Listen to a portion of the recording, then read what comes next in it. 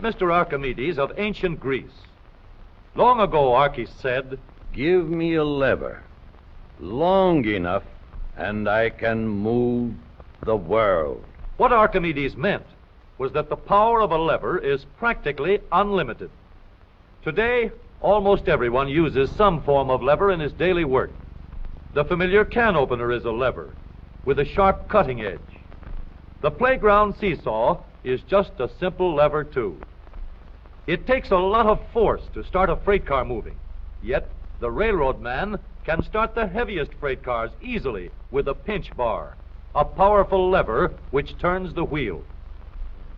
Tough luck, old boy. Here's a place where a lever comes in mighty handy. Let's take the simplest kind of lever, a rigid bar working on a fixed support called a fulcrum. One end of this lever is twice as long as the other. Let's put a 10-pound weight on this end, and now we'll put half as much weight on this end. 5 pounds, balance 10. If we have 25 pounds to lift, we just use a longer lever. The 5 pounds will now balance 5 times as much. Let's raise the lever in the air, change its shape a little, and we have a crank. Or we can add a second lever and have a double crank. Now the short arm moves 1/4 the distance, but we get 4 times the force. If we want continuous motion, we need more arms. Now we have levers that turn. The larger paddle wheel makes fewer turns, but it delivers more force. A paddle wheel is nothing but a never-ending series of levers. We can make the wheels stronger and lessen friction where the wheels touch each other by rounding off the edges and shaping them into teeth that will slide in and out smoothly.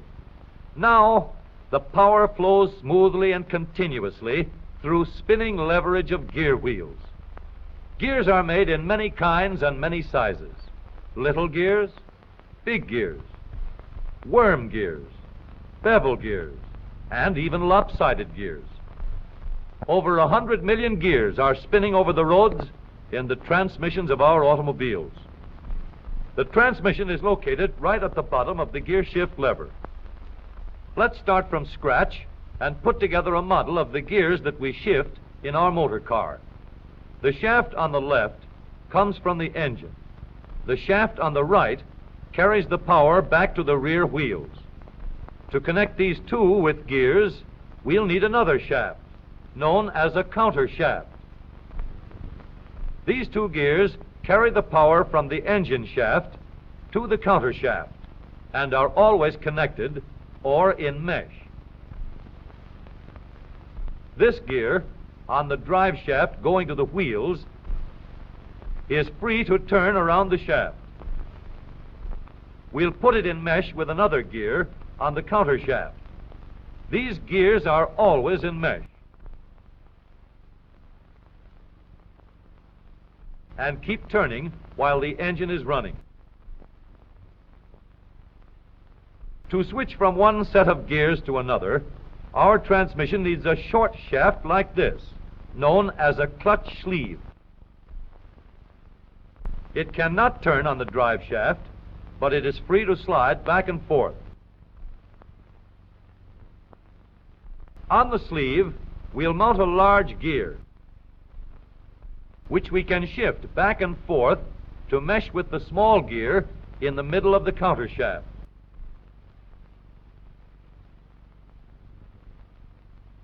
We are now in neutral. The gears that are always in mesh are turning over with the engine, but the shaft to the rear wheels is standing still. A 3,000-pound automobile takes a lot of force to start. So in low speed, we get the greatest leverage by letting the smallest gear on the counter shaft turn the largest gear on the drive shaft. The engine on this model is running at a constant speed of 90 revolutions a minute. With low gears in mesh, the rear wheel is turning at 30 revolutions a minute, about a third the speed of the engine, but with 3 times the force. The power is going through these gears in the transmission.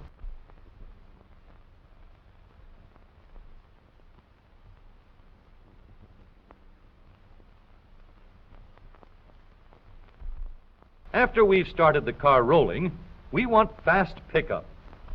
So we shift into second by sliding the sleeve backward to mesh with this gear on the shaft to the rear wheels.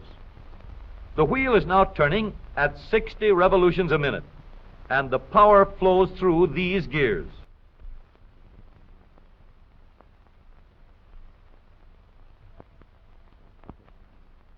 For higher speeds, we let the power go directly to the rear wheels. We shift the sleeve forward so that it meshes with the shaft from the engine. The power travels straight from the engine to the drive shaft. Now the shaft to the wheels is turning at 90 revolutions a minute, the same speed as the engine. But here's a problem. An automobile must be able to go backward as well as forward. So we add one more set of gears to reverse the shaft to the rear wheels. With the gears shifted into reverse, the power travels through the transmission in a path like this. We now have 3 sets of spinning levers for going forward and 1 for reverse. With a gear shift lever, we can shift to any set of gears we wish. But with all these spinning levers in the transmission came noise and wear. Experts could shift gears quietly by careful timing of the gear shift and the engine speeds, but most of us made plenty of noise until new engineering developments made possible the long series of improvements that followed. When we shifted gears, we got a clash because the gears were not running at the same speed. In other words, not synchronized. So engineers set to work to develop a synchronizer. The synchronizer works like a cork twisted into the top of a bottle. The cork will turn until it is so tight that the bottle turns with it. Synchro mesh works the same way. When we shift into second or high, the synchronizer brings the gears to the same speed before they come together. The drums won't let the gears shift unless they are turning at the same speed. When the gears come together, there is no clash, and the shift is made quietly and easily. In the transmission of the up-to-date automobile, we have a powerful low gear to give us a strong spinning leverage in starting. A fast-turning motor must set the weight of the car in motion. In second speed, we can change leverage to get going fast at the same engine speed. With the leverage of third gear, power goes directly to the rear wheels, and we can go as fast as we want. Now every driver can shift gears at any time, regardless of speed.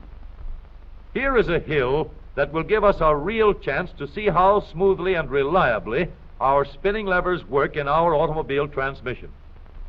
This driver is going to let her car gain a speed of 60 miles an hour down the hill.